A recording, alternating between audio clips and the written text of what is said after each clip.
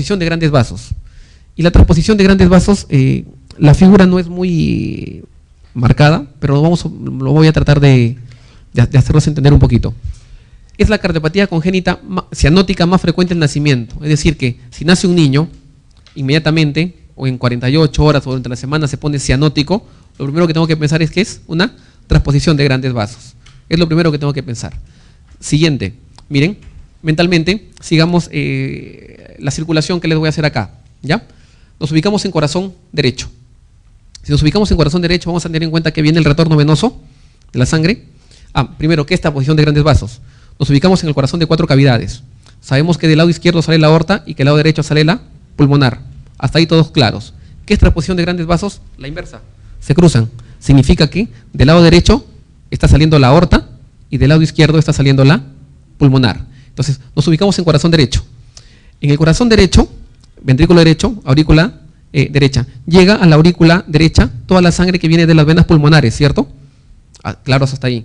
Aurícula derecha, ventrículo derecho. Y el ventrículo derecho tendría que salir la aorta normalmente, pero estamos en una transposición. Perdón, tendría que salir la pulmonar, pero estamos en una transposición. Sale la aorta, bombea nuevamente la aorta y ¿hacia dónde se va? Circulación general. Y volvemos a tener esto, ¿cierto? Y volvemos a hacer esto. O sea, ventrículo derecho, sale arteria pulmonar, volvemos a aurícula derecha y nuevamente ventrículo derecho. Y seguimos una sola circulación.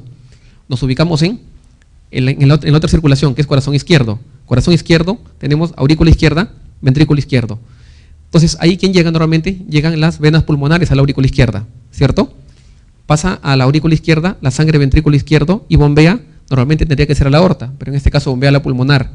Y al bombear a la pulmonar, la sangre se va nuevamente a los pulmones, regresa a los pulmones y nuevamente volvemos a lo mismo. Tenemos 2 circulaciones separadas entre sí, cuando normalmente ustedes saben que la sangre se mezcla a nivel de capilares y hay cámaras de mezcla, pero acá no tenemos una circulación separada completamente de la otra.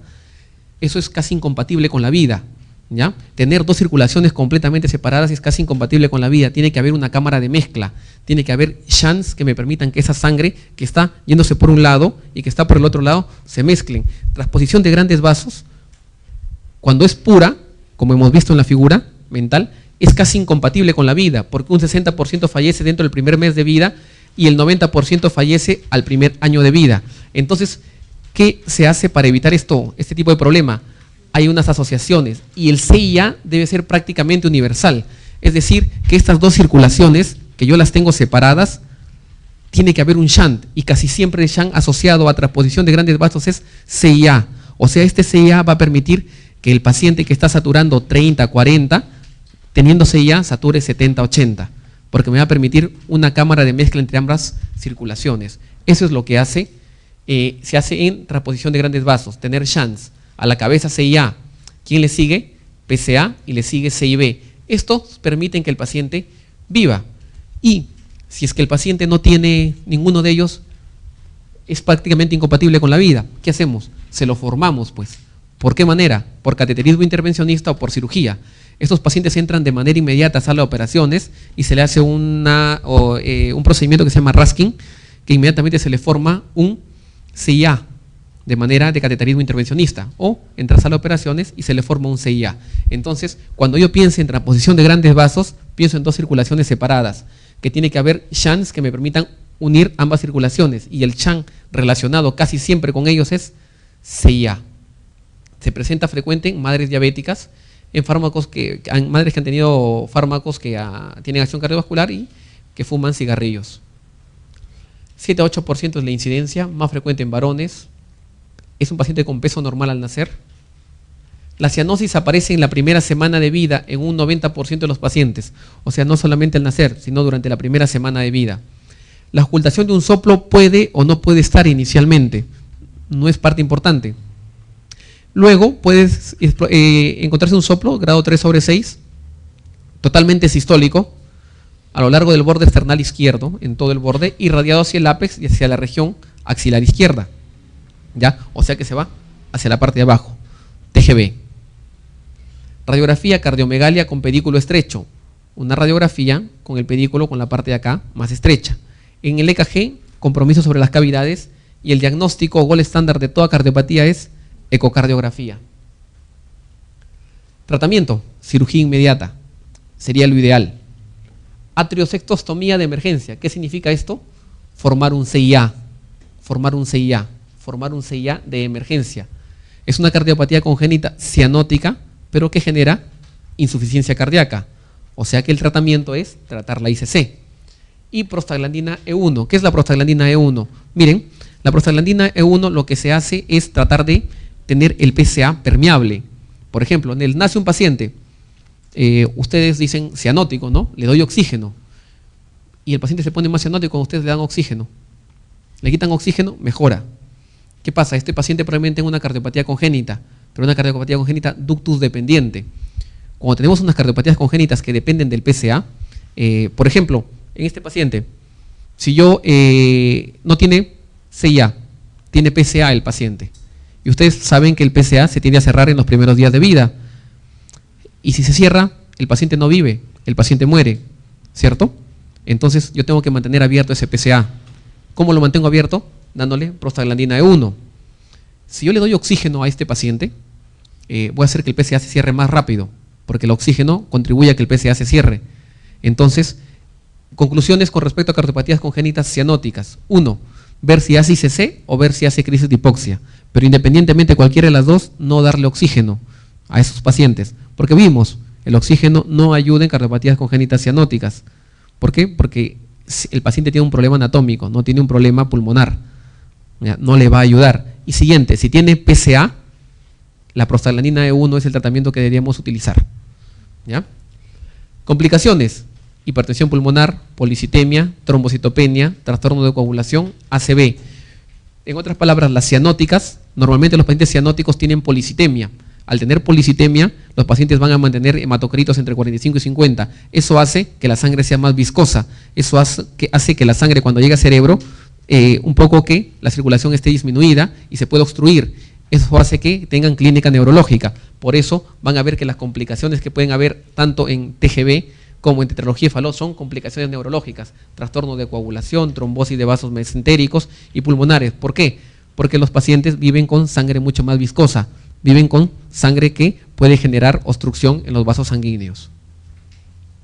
Pronóstico: sin tratamiento, 50% de transposición de grandes vasos muere en el primer mes de vida y el 90% al final del primer año. Conclusión de esto hace que, si bien es la cardiopatía congénita cianótica más frecuente al nacimiento, en el año se mueran. Por eso pasa a ser tetralogía de Fallot la más frecuente a partir del primer año de vida, porque la gran mayoría de TGB se mueren en el camino. ¿Ya? Coartación de aorta. La coartación de aorta, como su nombre lo dice, miren, se ubican acá, una cinturita, si quieren llamarlo una estenosis, a nivel de la aorta. ¿Y qué pasa? Toda la sangre que venga por debajo de esta va a ser menor. Eso quiere decir que toda la zona que está por debajo de acá, de la coartación, va a estar menos irrigada.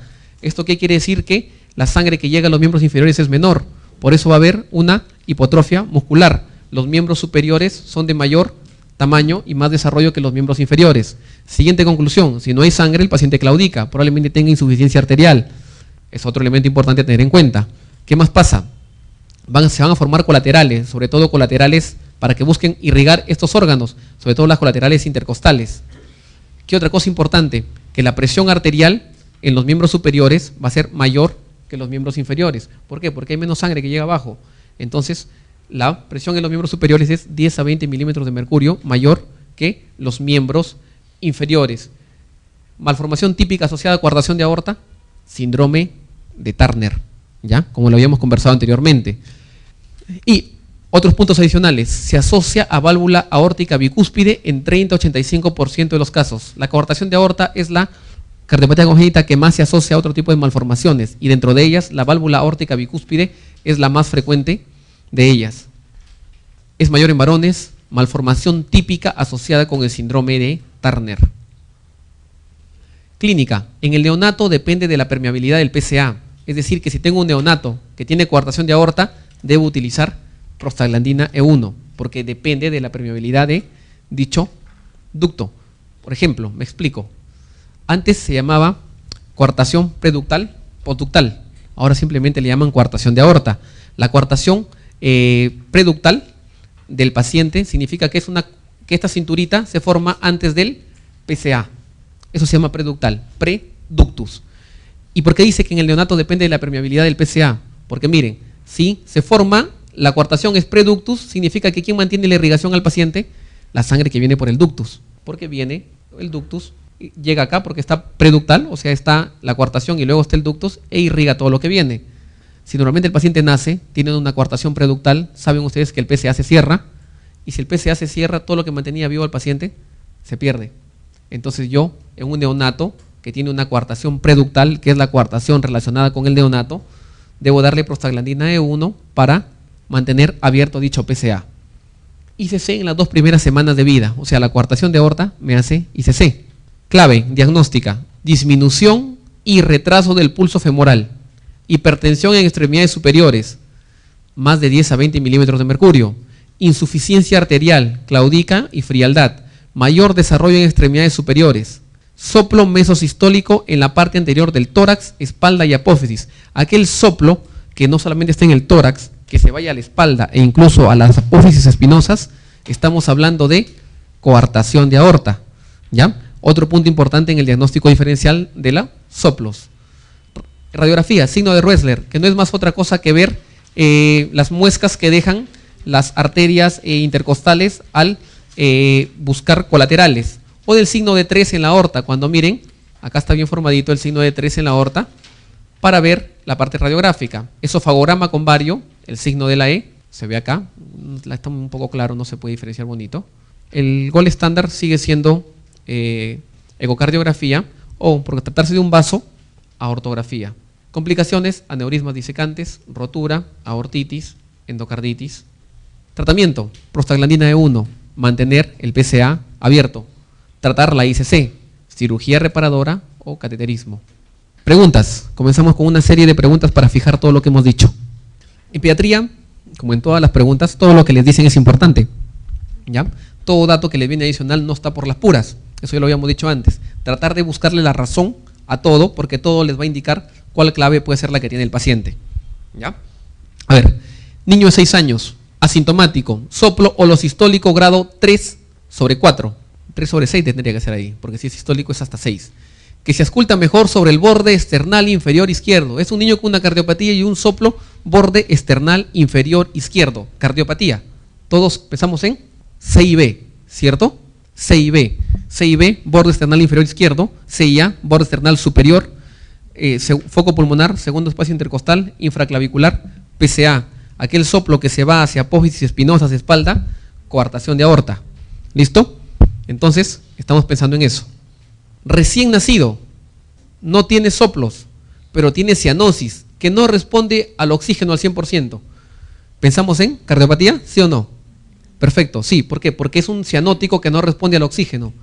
Y si estoy pensando en una cardiopatía, la cardiopatía congénita cianótica más frecuente en el nacimiento, ¿cuál es? Transposición de grandes arterias. La coartación de aorta se acompaña de los siguientes hallazgos, excepto, o sea, que es verdad en coartación de aorta: pulsos femorales débiles, característico, muy frecuente. La presión arterial en las extremidades inferiores es 10 a 20 milímetros de mercurio, ¿mayor que en los miembros superiores? No, a la inversa, es mayor en los miembros superiores. Aparición frecuente de un soplo sistólico en el tercer o cuarto espacio intercostal izquierdo, irradiado a la zona infraescapular homolateral, es aquel que se va hacia la espalda, ¿recuerdan? Es el soplo que se va hacia la espalda y que incluso compromete apófisis espinosas. ¿El EKG neonatal suele ser normal? Claro, es normal porque no ha dado tiempo para generar mayor alteración, todavía es neonato. Asociación a válvula aórtica bicúspide, hasta el 70% de los casos, vimos que es la cardiopatía congénita que más se asocia a otras cardiopatías, siendo la válvula aórtica bicúspide la que se encuentra en el 30 a 85% de los casos, o sea que estamos dentro del rango. La clave que es falsa es la clave B. En las siguientes cardiopatías se debe realizar profilaxis de endocarditis bacteriana, excepto la endocarditis bacteriana. Miren, hay cardiopatías de alto riesgo y de bajo riesgo para endocarditis, ¿ya? La típica, la que siempre preguntan en quién yo no debo dar profilaxis para endocarditis, es en esta, CIA, ¿ya? Aquello que me permite pasar, por ejemplo, shunt desde ventrículos hacia aurículas, por ejemplo, o de ventrículos, perdón, de mayor presión hacia zonas de menor presión. Por ejemplo, me paso del ventrículo izquierdo al ventrículo derecho y empujo sangre de un lado para otro, tiene más riesgo de endocarditis. Por ejemplo, CIB, alto riesgo de endocarditis, porque permite comunicación entre cámaras de presión elevada a cámaras de baja presión. Permite pasar mayor cantidad de gérmenes. El típico es CIA, la clave acá es CIA. ¿Ya? Niña de 3 meses, síndrome de Down, aumenta poco de peso, tiene taquipnia y un soplo sistólico grado 2 de tono grave. Radiografía de tórax revela cardiomegalia y aumento de la vascularidad pulmonar. EKG registra hipertrofia ventricular derecha y un eje QRS hacia arriba en el plano frontal. ¿Qué cardiopatía sospecha? Niña de 3 meses con síndrome de Down, taquipnia y soplo sistólico grado 2 de tono grave. Niña que tiene un soplo y tiene dificultad respiratoria, en mi mente estoy pensando ICC, ¿cierto? Hasta ahí. Radiografía de tórax revela cardiomegalia y aumento de vascularidad pulmonar. Es una cardiopatía congénita que tiene flujo pulmonar aumentado, ICC. El EKG registra hipertrofia ventricular derecha y un eje QRS hacia arriba en el plano frontal. Me dijeron que hay una cardiopatía típica que se asocia al síndrome de Down. ¿Cuál es? La vimos. Vean en su hoja. Vean su hoja. Ahí se está con negrita, mayúscula, subrayado. Canal AB, canal aurículo ventricular. Suficiente para resolver la pregunta. ¿Y el EKG cómo me ayuda? Que el canal AB se comporta, como les dije anteriormente, se comporta como un ostium, primum o secundum. Con cualquiera de los dos se puede comportar. Por eso se comporta con hipertrofia ventricular derecha. ¿Ya? Entonces, sabiendo nada más que la cardiopatía congénita más frecuente en el síndrome de Down es canal AB, suficiente para resolver la pregunta. 4 años de edad, asintomática, antecedente de ingreso neonatal durante 2 meses por prematuridad, presenta un buen estado general y de desarrollo pondoestatural adecuado, tiene pulsos arteriales aumentados y se le ausculta un soplo continuo en la región subclavicular izquierda, prematura, buen estado general actual, pulsos aumentados, clínica diferencial, se le ausculta soplo continuo, es un soplo continuo, tiene pulsos arteriales aumentados y el soplo está en la región subclavicular izquierda. Diagnóstico, tiene todo para pensar en PCA. Los antecedentes de prematuridad, cardiopatía congénita más frecuente en el prematuro, PCA. Carácter diferencial en el examen físico del paciente con PCA son los pulsos, los vimos anteriormente en una pregunta, pulsos arteriales aumentados y el soplo de PCA es segundo espacio y región infraclavicular izquierda. Todo para pensar en PCA. Como le digo, todo lo que está escrito importa para la solución de la pregunta. ¿Listo? Entonces, en la parte de cardiopatías es eso. Básicamente, para resumir, lo que hemos hecho es tratar de, primero, si un niño tiene un soplo, tratar de determinar si la cardiopatía es cianótica o acianótica. Lo primero, y saber si esa cardiopatía se comporta como flujo pulmonar aumentado o como flujo pulmonar disminuido. Todo lo que tiene flujo pulmonar aumentado hace clínica de insuficiencia cardíaca. Todo lo que tiene flujo pulmonar disminuido hace clínica de crisis de hipoxia por falta de irrigación adecuada a los pulmones. Y básicamente, al estudiar cardiopatías congénitas, no memoricen todo, vean cómo se diferencia una de otra y qué caracteres diferenciales me ayudan a diferenciar una cardiopatía de la otra. Soplos, alteraciones en el EKG, radiografías típicas de alguna de ellas. El tratamiento de todo es cirugía. El único que puede esperar un poco es CIB, y el único que le puedo dar, el único que tiene cierre farmacológico es el PCA en la etapa de prematuridad, y a todo lo que tenga PCA, ductus dependiente, hay que dar prostaglandina E1. Son elementos importantes a tener en cuenta. ICC es una de las consecuencias, una de las manifestaciones de lo que acabamos de ver. Importancia, la definición es la misma del adulto. Estado fisiopatológico en el que el corazón es incapaz de bombear sangre en la cantidad necesaria para el metabolismo de los tejidos. ¿Acuerdan la figurita del CIB? Quiere bombear más sangre, pero hay un shunt, no lo puede bombear. Y si es que lo hace, tiene que elevar la presión de llenado ventricular. Los mecanismos son los mismos, lo que cambia en la edad es las causas o la etiología, ya que el 80-90% de ICC en lactantes se deben a cardiopatía congénita. 20% de las cardiopatías congénitas hacen ICC en algún momento, 90% en el primer año de vida. Mientras más precoz haga insuficiencia cardíaca, más grave y mayor mortalidad. Es decir, que mientras ustedes ven un neonato que está haciendo clínica de insuficiencia cardíaca o ven un neonato grave con cardiopatía, 2-3 días de vida, peor pronóstico. Porque la cardiopatía es de mayor grado, de mayor complejidad, como vamos a ver en un momento.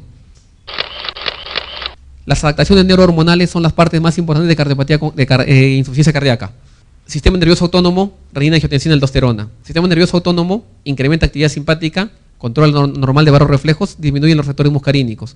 Y sistema renina-angiotensina, aldosterona. Esto es muy importante porque tiene que ver con la clínica y porque tiene que ver con el tratamiento del paciente. Cuando yo trato de dar tratamiento que afecte acá, voy a permitir que el paciente tenga más sobrevida. ¿Ya? En el neonato, ¿por qué va peor? Porque tiene algunas características especiales. Miren, contractibilidad miocárdica mejora con la edad. O sea que el neonato no tiene una buena contractibilidad todavía. La célula miocárdica cambia de forma. O sea que todavía se va a adaptar, está inmaduro. Aumenta con la edad. ¿Qué cosa aumenta con la edad? La disposición y el número de miofibrillas, la cantidad de retículo sarcoplásmico y la actividad del ATP tasa de calcio. Todo esto me dice que si tiene un paciente neonato con un problema de cardiopatía, la evolución va a ser peor, porque es un corazón inmaduro que recién se está adaptando. ¿Y qué etiologías yo tengo que pensar?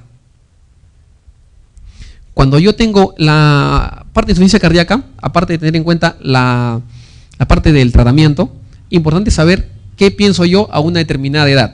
¿Ya? Por ejemplo, tengo ICC y el paciente recién nace.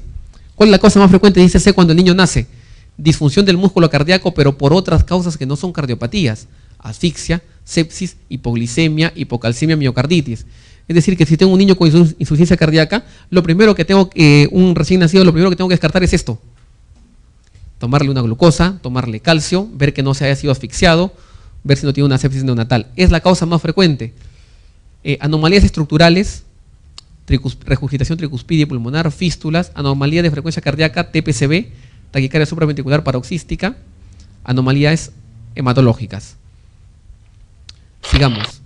Durante la primera semana ya aparece un grupo de cardiopatías, miren.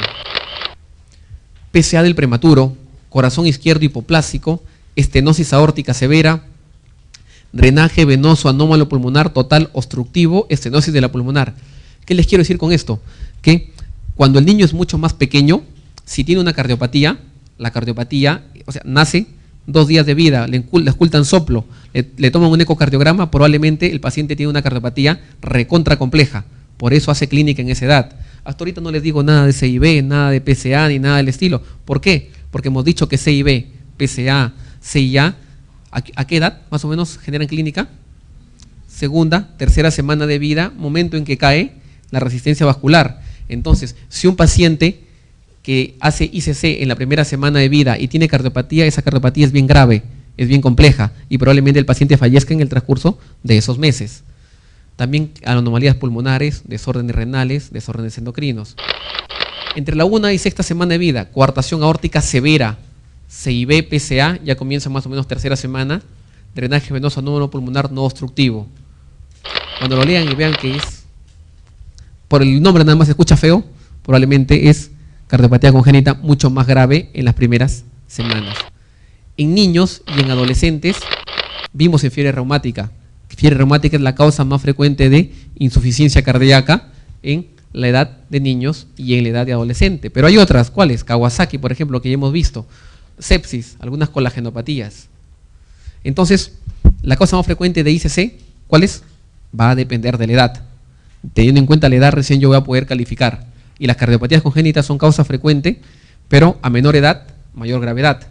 A medida que aumenta la edad, puedo estar un poco más tranquilo que la cardiopatía no puede ser tan compleja. Y clínica, miren, fallo de ventrículo izquierdo, fallo de ventrículo derecho.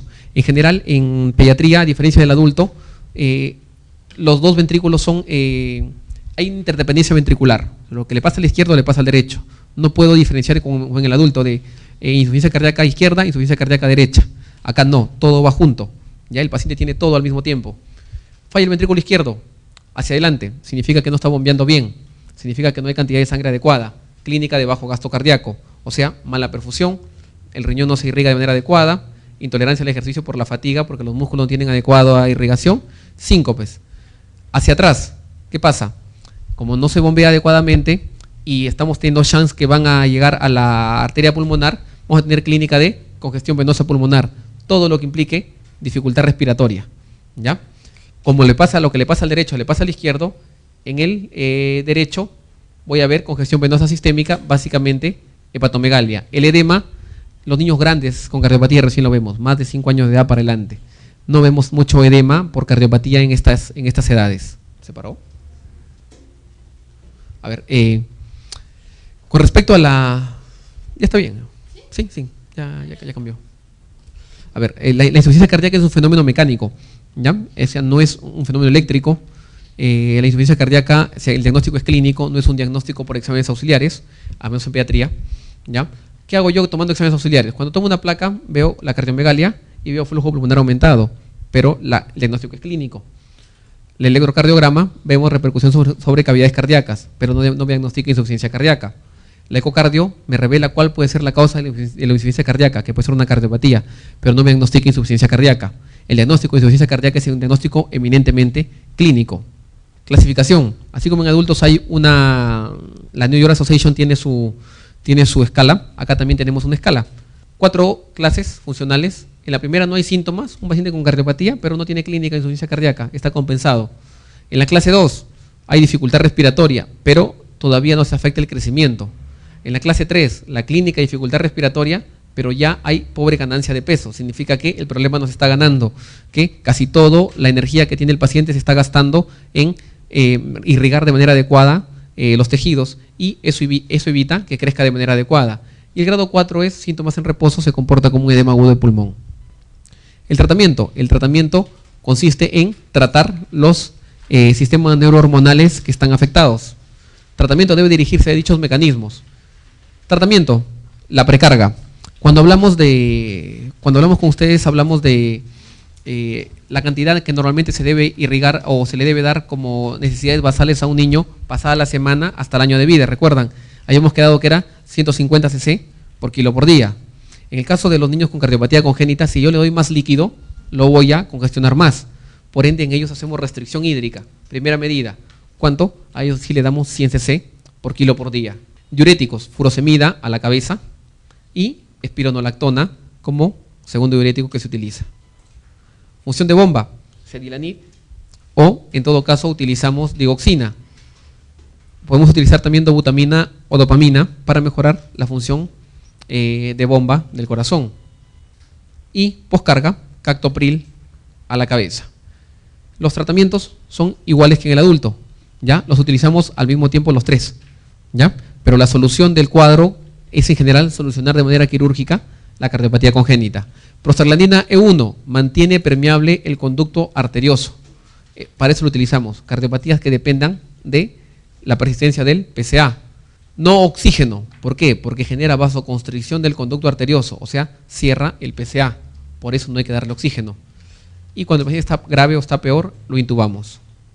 ¿Cuál de las siguientes cardiopatías suele presentar insuficiencia cardíaca? ¿Cuál? ¿Cuál es? ¿La D? ¿Todos de acuerdo? ¿Sí? Transposición de grandes arterias. Perfecto.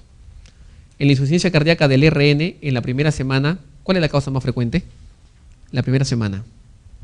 Disturbios hidrometabólicos, cardiopatías congénitas, inmadurez, infecciones o embolias. ¿Cuál es lo más frecuente que yo tengo que pensar si un paciente recién nacido durante la primera semana tiene una cardiopatía o tiene una ICC? ¿Cuál es? La clave es disturbios hidrometabólicos. ¿Ya? Disturbios hidrometabólicos es la clave a pensar. Recuerdan, asfixia, sepsis, no se guíen por las claves, ¿ah? Asfixia, sepsis, pensamos en hipoglicemia, pensamos en hipocalcemia. Es la causa más frecuente durante la primera semana de vida. No es cardiopatías. ¿Ya? Crisis de hipoxia. La crisis de hipoxia, para esculcar un poquito en lo que es la consecuencia de la tetralogía Fallot, periodo de intensa cianosis, alteración del nivel de conciencia. Obviamente, si el paciente está cianótico, tiene trastorno de conciencia, a causa de un disturbio metabólico producido por un estado de hipoxemia crítica debido a una cardiopatía cianótica. O sea, cuando yo tengo un paciente que tiene una crisis cianótica, crisis de hipoxia, le llaman crisis hipoxémicas, también le llaman, son pacientes que no solamente están completamente azules, sino además de eso, no hay una irrigación adecuada del cerebro y tienen trastorno del sensorio. Esto, la consecuencia es acidosis metabólica. Entonces, cuando yo pienso en crisis de hipoxia, estoy pensando en una acidosis metabólica. Y los desencadenantes, no se puede ver bien claro acá, pero tenemos el espasmo infundibular. ¿Recuerdan cuando vimos Fallot? El infundíbulo Cuando el infundíbulo se cierra, hace que, ¿qué cosa pase? Que disminuya la cantidad de sangre y genere crisis de hipoxia. ¿Qué más? Fármacos. ¿Qué más? Disminución del retorno venoso. Todo lo que genere disminución del retorno venoso, que pueden leerlo ahí, el ejercicio, el llanto, la irritabilidad. Por eso los pacientes vienen llorando, totalmente irritables. Hay que sedarlos a los pacientes para poder disminuir el retorno venoso. La anemia, por eso es importantísimo tratar la anemia en pacientes que tienen tetralogía de Fallot.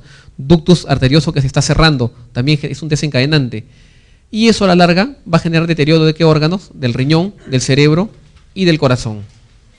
Consecuencias de la acidosis. Y cuando la crisis es leve, simplemente va a generar un aumento de la cianosis. Paciente satura de repente 80, está saturando 50. Hay que tranquilizarlo al paciente, darle midazolam, corregir, ver cuál fue el factor desencadenante. Y si ustedes están seguros de que no tiene PSA, le pueden dar oxígeno, pero con cuidado. Solamente si están seguros de que no tiene PSA. Si es que no están seguros, no le administren oxígeno.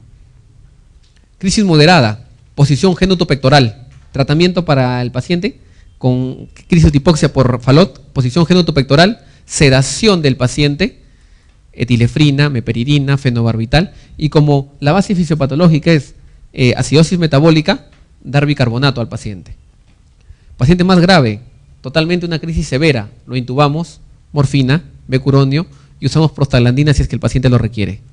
Complicaciones de esto, edema cerebral, arritmias, desequilibrio hidroelectrolítico, muerte de paciente. Con respecto a las crisis hipoxémicas de la tetralogía de Fallot, señale la respuesta falsa. Pueden aparecer al despertarse o tras el llanto intenso, verdadero, ¿cierto? Llanto intenso genera espasmo infundibular, verdadero, genera disminución de retorno venoso sistémico, verdadero. La disminución de la resistencia vascular sistémica es un hecho fisiopatológico importante en su aparición, ¿sí o no? Lo acabamos de ver en los factores desencadenantes. Revísenlo, porque tiene que quedarse fijo eso. ¿Ya? La disminución de la resistencia vascular sistémica es un hecho fisiopatológico importante en su aparición, ¿verdadero o falso? Verdadero, ¿no? Verdadero. ¿Aumenta la intensidad de la cianosis en una crisis hipoxémica? Verdadero. ¿Aumenta la intensidad del soplo en una crisis hipoxémica? ¿Cómo quedamos? Que el soplo puede disminuir o puede estar completamente ausente. ¿El mantener al niño tranquilo y en posición genotopectoral puede contribuir a revertir dicha crisis? Verdadero. O sea que la clave es la clave D. No aumenta la intensidad del soplo sistólico, puede disminuir o incluso puede estar ausente, por todo lo que hemos conversado anteriormente. El tratamiento de las crisis azules, que también les llaman, comprende las siguientes medidas: adrenalina, posición de cuclillas, oxígeno, bicarbonato, morfina. ¿Cuál no le tengo que dar al paciente? Fallot, ¿ah? Crisis azules de Fallot. Posición en cuclillas se comporta como posición genotopectoral. Bicarbonato, atacamos la base fisiopatológica, que es la acidosis metabólica. Morfina me ayuda a sedar al paciente. Oxígeno o adrenalina. ¿La adrenalina qué le va a hacer? Tener mucha más hiperactividad, va a generar más vasoconstricción. Oxígeno, les dije que solamente está contraindicado si es que es PSA dependiente. El Fallot, la crisis azul, no tiene PSA. El oxígeno le pueden dar. Lo que no le doy es adrenalina al paciente. ¿Ya? ¿Qué hora tienen, por favor? Ya. Rápidamente, arritmias. No es un tema muy preguntado en la parte de los exámenes de residencia. Dos, vamos a focalizar básicamente en dos. Las extrasístoles, que son las más frecuentes, y la taquicardia supraventricular paroxística. ¿Ya? Todo lo demás lo verán en cardio. Miren, recién nacido, la frecuencia cardíaca es 150. A medida que aumenta la edad, la frecuencia cardíaca va disminuyendo con la edad hasta 70-80 latidos por minuto en un niño de 7 años. Es decir, que más o menos a los 7 años de edad vamos a tener la frecuencia cardíaca, que es la que vamos a mantener el resto de la vida. Definición: arritmias pueden deberse a trastornos en la formación de los estímulos, en su conducción, puede haber bloqueos, reentradas, síndromes de preexcitación o también a trastornos mixtos. La más frecuente de todas, ¿cuál es? Es la extrasístoles, que pueden ser supraventriculares. Todos los supraventriculares es lo que se forma por encima de los ventrículos, o sea, en la parte auricular y de la unión aurículo-ventricular, y las extrasístoles ventriculares. La gran mayoría de arritmias extrasístoles asintomáticas no se tratan. La gran mayoría de que generan síntomas sí se tratan, y el tratamiento es beta bloqueador. Taquicardia supraventricular paroxística. ¿Cómo son estos niños? Estos niños, independientemente de la edad, lo que pasa es que pueden estar muy tranquilos y que de un momento a otro, si el niño es grande, ya lo puede expresar. Si no, ustedes van a ver cómo el corazón comienza a latir de manera rapidísima. Y hablamos de una frecuencia cardíaca de más de 180 latidos por minuto cuando estamos hablando de una persona de más de 2 o 3 años de edad, y más de 220 latidos por minuto cuando estamos hablando de niños pequeños, lactantes. De un momento a otro comienzan con este tipo de problema, a latir rápidamente el corazón, genera palpitaciones, el niño lo puede describir, y el tratamiento de esto va a depender de esos niños. Por si acaso, las crisis que presentan son totalmente sin necesidad de que haya un factor desencadenante. Pueden estar sentados mirando televisión y comienzan con el problema. Pueden estar de repente desayunando y comienzan con el problema. Se pueden levantar de dormir y comienzan con el problema. No hay un factor desencadenante. Obviamente, si es que tiene fiebre, eso aumenta el riesgo, pero no hay ningún factor desencadenante claro. Puede presentarse de una manera u otra sin un factor desencadenante claro. Siguiente, van a la emergencia y lo primero que tienen que evaluar ustedes es si es que el paciente tiene o no tiene inestabilidad hemodinámica. Lo primero que se hace es, no tienes inestabilidad hemodinámica, perfecto, maniobras vagales, le pongo hielo, lo tranquilizo al paciente, masaje carotidio e inicio el tratamiento. El tratamiento de elección es adenosina. ¿Ya? La adenosina se coloca, ya esa es cuestión práctica para que lo tengan en cuenta, se coloca en aquel extremidad que está más cercana al corazón. Se le coloca una vía, de preferencia acá, ¿ya? Y inmediatamente se le administra adenosina. La adenosina apenas ustedes lo administran y tienen monitoreo electrocardiográfico, van a ver cómo cambia inmediatamente. La adenosina es el tratamiento de elección. No tengo adenosina, le tengo que utilizar amiodarona. No tengo amiodarona, utilizo verapamilo. ¿Ya? Los tres son los que debería utilizar. Paciente sin inestabilidad hemodinámica. Si el paciente tiene inestabilidad hemodinámica, ya no tengo otra cosa que hacer, que tengo que hacer cardioversión eléctrica. ¿Ya? Entonces, para yo definir el tratamiento depende de la estabilidad hemodinámica que tenga el paciente. Ese es un punto. El siguiente punto en el tratamiento es evitar que este cuadro vuelva a aparecer. O sea, ya traté el cuadro agudo, tengo que evitar recidivas, y para eso yo utilizo amiodarona como tratamiento a larga data, y lo voy a retirar según cómo se presente el caso. Un criterio diagnóstico diferencial es descartarlo que no sea un síndrome de Wolff-Parkinson-White. ¿Ya? Veamos qué más tenemos acá. ¿Cuál es la fisiopatología? Es que hay un fenómeno de reentrada, que es el mecanismo más común. ¿Qué es esto? Significa que hay un haz aberrante que está haciendo que el impulso no se vaya por donde tiene que ir, sino se está yendo por ese haz aberrante, y se hace un fenómeno de reentrada que va a permitir que el paciente tenga dichas frecuencia cardíaca. Complejos QRS estrechos a nivel del electrocardiograma, y la onda P puede estar anormal, alteración en la forma. Tratamiento, lo que habíamos conversado: maniobras vagales, cardioversión, adenosina, verapamilo, profilaxis de nuevos episodios, beta bloqueadores, antagonistas del calcio, amiodarona. Ablación sobre el nodo aurículo-ventricular. Tuvimos un paciente nosotros en el hospital y buscamos quien haga ablación aquí en el Perú. No había en ese momento. Nos dijeron que solamente hay un lugar que lo hacen. Es largo el costo, pero en ese momento no lo podían hacer porque no había la tecnología para hacerlo. Fue un niño síndrome de Down con canal AB, que después de la operación comenzó a hacer taquicardias que se mantenían más o menos entre 250, 230, 250. Entonces, la solución completa de la taquicardia supraventricular paroxística, si es que no mejora con el tratamiento ni con la cardioversión, es ablación de ese nodo o de ese haz aberrante, para evitar que se den las consecuencias fisiopatológicas. Fibrilación auricular. La fibrilación auricular, lo más importante de esto es, quiero que sepan con qué cardiopatía congénita se desarrolla. La cardiopatía congénita que más frecuentemente genera arritmias es la anomalía de Epstein.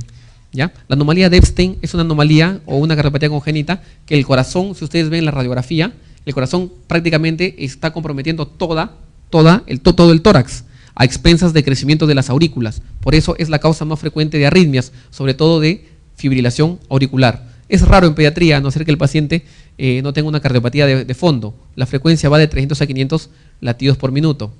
Toda etiología, pero lo que más me importa que sepan es que la anomalía de Epstein es la que se relaciona con ella.